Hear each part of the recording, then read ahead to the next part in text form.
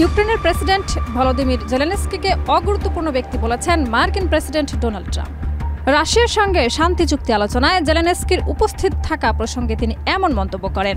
এই পরিস্থিতিতে ফ্রান্সের প্রেসিডেন্ট ইমানুয়েল ম্যাক্রো ট্রাম্পকে রুশ প্রেসিডেন্ট ভ্লাদিমির পুতিনের প্রতি দুর্বলতা না দেখানোর আহ্বান জানিয়েছেন, যা ইউরোপীয় নিরাপত্তার জন্য গুরুত্বপূর্ণ বলে তিনি উল্লেখ করেছেন।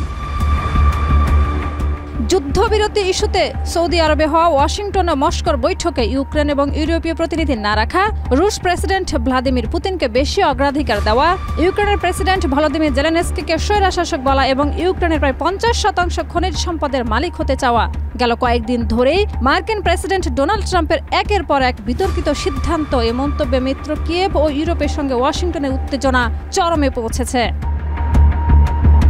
এদিকে যুক্তরাষ্ট্রের প্রতিনিধি পরিষদের স্পিকার মাইক জনসন বলেছেন, যুদ্ধে রাশিয়া প্রায় 7 লাখেরও অধিক সেনা হারিয়েছে, ইউক্রেনীয়রা তাদের ক্ষতির সম্মুখীন হয়েছে, তাই যে করেই হোক এ সংঘাতের অবসান ঘটাতে হবে।